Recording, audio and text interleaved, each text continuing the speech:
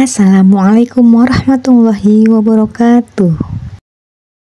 Sahabat beriman, Allah Subhanahu wa Ta'ala menciptakan syaitan untuk mengganggu semua anak cucu Adam alaihi salam tanpa terkecuali. Syaitan pun tak pandang bulu dalam melancarkan godaannya.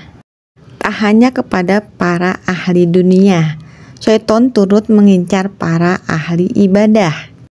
Adapun 3 golongan orang yang pertama kali masuk neraka. Lantas, siapa saja 3 golongan orang yang pertama kali masuk neraka? Adakah dalilnya? Sebelum lanjut, jangan lupa klik subscribe, like, dan lonceng notifikasi untuk mendukung channel ini agar terus menyiarkan syiar Islam.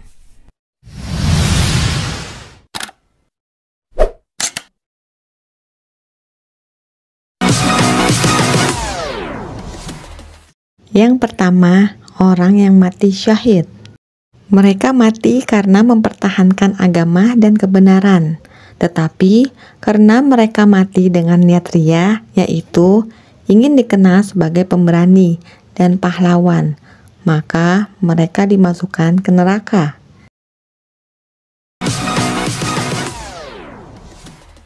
Yang kedua, ustadz, kiai, ulama, dan sebagainya. Mereka mempelajari ilmu dan mengajarkannya kepada orang lain, tetapi dengan niat riya, yaitu ingin dikenal sebagai ulama, ustadz, kiai, atau orang yang berilmu, maka mereka dimasukkan ke neraka.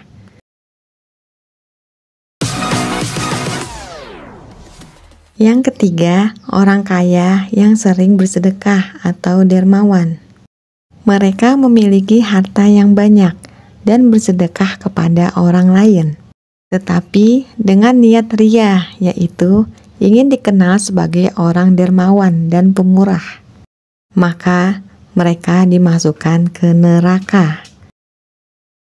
Hal ini telah dipesankan oleh Rasulullah Shallallahu Alaihi Wasallam dalam sebuah hadis yang berbunyi, diriwayatkan dari Abu Hurairah radhiyallahu anhu, Rasulullah Shallallahu Alaihi Wasallam bersabda, yang artinya, orang yang pertama kali diputuskan pada hari kiamat adalah seorang laki-laki yang mati syahid di jalan Allah Subhanahu wa Ta'ala.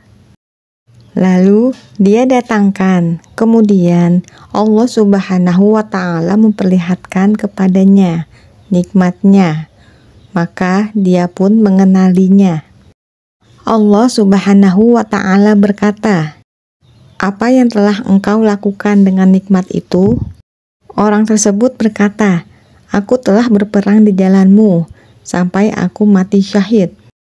Lalu Allah Subhanahu wa Ta'ala berkata, engkau dusta, akan tetapi engkau melakukan itu supaya disebut sebagai seorang pemberani, dan ucapan itu telah dilontarkan. Kemudian diperintahkan agar orang tersebut dibawa, maka dia terseret dengan wajahnya terjerembab di tanah, sampai dia pun dilemparkan ke neraka. Kemudian ada orang yang belajar agama dan mengajarkannya, serta membaca Al-Quran. Lalu orang itu didatangkan, lalu Allah Subhanahu wa Ta'ala memperlihatkan nikmatnya, dan orang itu pun mengenalinya.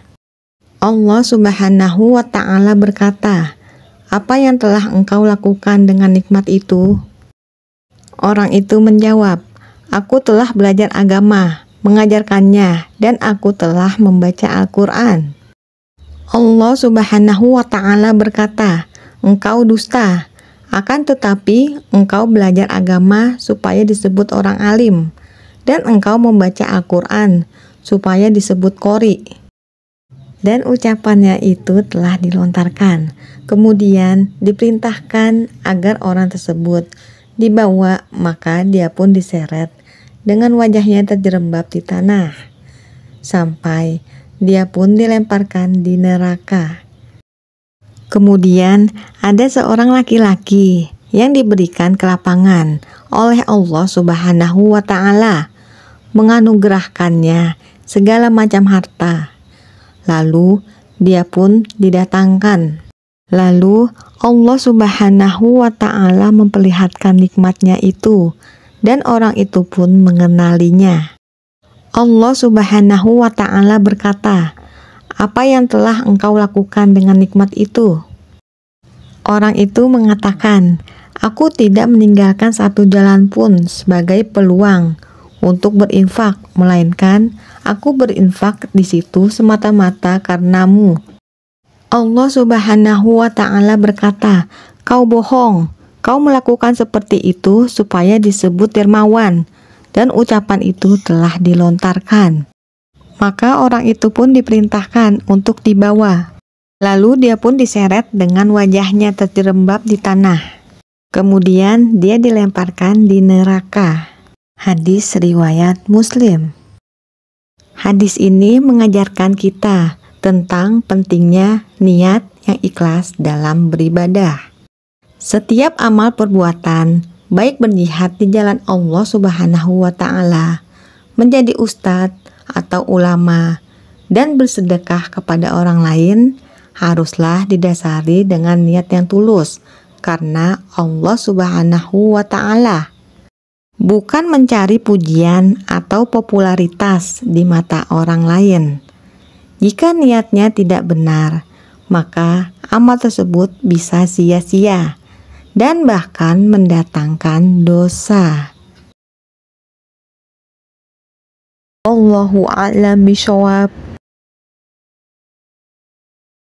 Sahabat beriman, jangan lupa share video ini, karena sebaik-baik manusia adalah yang paling bermanfaat bagi manusia. Hadis riwayat Ahmad.